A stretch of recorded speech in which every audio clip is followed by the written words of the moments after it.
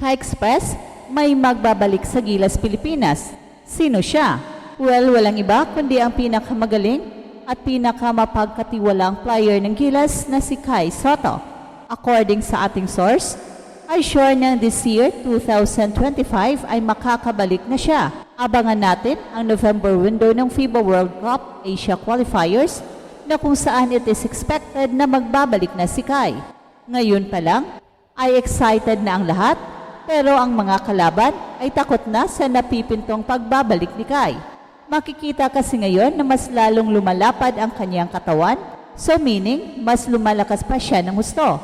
Ang kulang na lang ay ang pagpapalakas ng kanyang tuhod na naoperahan, at kapag napalakas na ng husto ni Kai ang kanyang tuhod, ay siguradong mamaw na kay Sotto ang ating masisilayan sa November. Ito talaga ang hinihintay ng lahat, especially ni Coach Tim Cone, na sinasabing si Kai lang ang kanyang kailangan at ready na ang Gilas na talunin ang New Zealand, Jordan, Iran, China, Korea, Japan, pati ang Australia na hindi pa ata natatalo sa FIBA Asia Cup history. Habol ng Gilas ang history ngayong August, pero kung hindi man makakaabot si Kai sa FIBA Asia Cup, ay sigurado na siya sa FIBA World Cup 2027 Asia Qualifiers this November against New Zealand. Saktong-sakto ang timetable ng pagbabalik ni Kai sa laro ng Gilas versus New Zealand this November. Ka-Express, may balitang siguradong ikakatuwa ng bawat Pinoy na sumusubaybay sa laban ng Gilas Pilipinas, lalo na ng mga tagahanga ng basketball na matagal nang naghihintay ng isang pagbabalik na siyang magpapayanig sa buong Asia. Sa wakas, isang matagal-tagal na tanong ang tila magkakaroon na ng kasagutan. Ang tanong na, kailan babalik si Kai? Ay unti-unti nang nawawala sa usapan dahil ngayong 2025, kumpirmado na magbabalik na ang higanteng inaasahan ng bayan. Yes, Ka-Express, si Kai Sotto mismo, ang 7'3" Phenom na minsang tinawag na pag-asa ng Philippine basketball, ay muling sasabak sa international stage. Mas handa na siya ngayon kaysa kailanman. Matapos ang ilang taon ng mga kontrobersiya, injuries at pagtahimik, muling bubulaga si Kai Sotto sa entablado ng FIBA Asia Qualifiers. At ayon sa ating mapagkatiwalaang source, target ng kampo ni Kai ang makabalik sa Gilas lineup sa November window ng qualifiers para sa FIBA World Cup 2027 Asia region. Well, hindi lamang ito haka-haka o wishful thinking ng mga fans.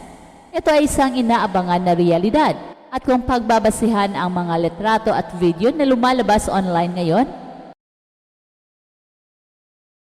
mapapansin ng lahat na si Kai ay ibang-iba na ang anyo. Hindi lang basta tumangkad pa, kundi mas lumalapad, mas tumitigas, at mas lumalalim ang kanyang laro. Halos hindi na raw makilala si Kai ngayon sa laki at tibay ng kanyang katawan.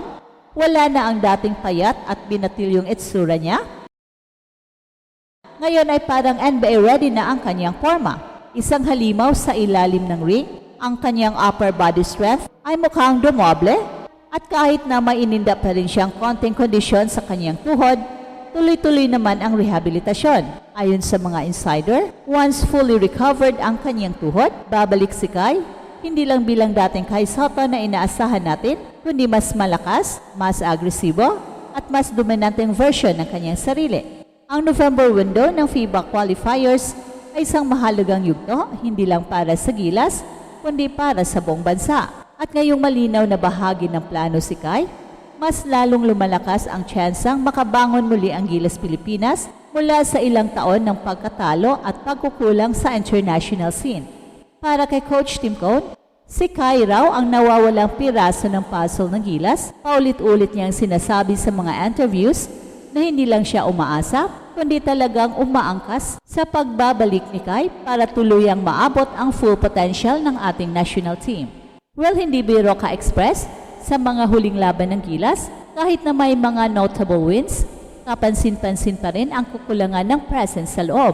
Wala tayong natural shot blocker, wala tayong towering presence sa paint, at kulang tayo sa intimidation factor laban sa malalaking bansa laban ng Australia, Iran, China at kahit ang Japan, na ngayon ay sobrang bilis at efficient na sa outside shooting. Pero kung si Kai ay 100% na makakabalik, ibang usapan na to. Ayon sa mga reports, kung hindi man siya makakahabol sa FIBA Asia Cup ngayong August, sigurado na raw ang kanyang paglahok sa November window kontra New Zealand. Ang New Zealand ay isang kupunang hindi madaling talunin, ay malamang na magulat sa biglang pagbabalik ng isang Kai Sotto na hindi lang motivated kundi gutom na patunayan ang sarili. Sa sobrang tagal niyang nawala, marami ang nagtakang punan ang kanyang puwang sa gilas, pero aminado naman tayong lahat na walang ibang Kai Sotto, walang ibang may kaparehong tangkad, skill set at potensyal na maihahambing sa kanya. So isipin mo lang ka-express, isang Kai na 7'3", may shooting touch mula sa labas, may footwork sa loob, at ngayon ay mas malapad, mas mabigat, at mas eksperto na sa laro. Kung dati ay madalas siyang itulak ng mga mas matatanda sa kanya, ngayon ay siya na ang manunulak. Hindi na siya pushover, siya na ang magiging enforcer. Kaya kung sakaling makakaharap muli ng gilas ang mga powerhouse teams gaya ng Australia, Iran o China, meron na tayong panapat. Hindi lang basta panapat, kundi isang asset na kayang baguhin ang tempo ng laro. Ang pagbabalik ni Kai ay hindi lang usapin ng basketball skills. Ito rin ay simbolo ng pagbabalik ng tiwala ng sambayan ng Pilipino sa potensyal ng ating basketball program. Matagal-tagal na rin kasi tayong dumaranas ng heartbreak sa FIBA tournaments. May mga games na muntik na, may mga pagkakataong kinulang na lang ng konting swerte. Pero ngayong may Kai Sotto na uli, may dahilan na tayong mangarap ng mas mataas. At sa mga pinakahuling development, all systems go na si Kai Sotto sa kanyang conditioning program. Ang focus ngayon ay palakisin palalo ang kanyang tuhod at pagandahin ang kanyang mobility. Malaki ang tiwala ng coaching staff at medical team sa kanya na makakabalik siya in time for November. Hindi naman kaila sa atin na si Kai ay hindi madaling sumuko. Ang dami na niyang pinagdaanan mula sa hindi niya pagkatuloy sa NBA, sa injury na nagpahinto sa kanya, at sa pressure ng buong bansa na nasa balikat niya. Pero eto siya ngayon ka-express, unti-unting bumabangon, mas determinado pa kaysa dati. Kaya ngayong 2025, abangan natin ang bagong kabanata sa basketball journey ni Kai. Maghanda na ang gilas, maghanda na ang buong Pilipinas at higit sa lahat, maghanda na ang buong Asia dahil ang pagbabalik ni Kai ay hindi lang basta comeback, ito ay muling paglalagablab ng apoy na matagal nang hinihintay ng mga Pinoy. Sa bawat rebound, bawat block at bawat dunk, ipapaalala ni Kai sa buong mundo kung bakit siya tinawag na pag-asa ng bayan. At ka-express sa mga susunod na buwan, patuloy tayong magbantay mula sa training camp, scrimmages, hanggang sa official announcement ng Gilas Rooster. At eto ang Express Info kung saan bawat kwento ginulat ang mundo. Don't forget to like and subscribe.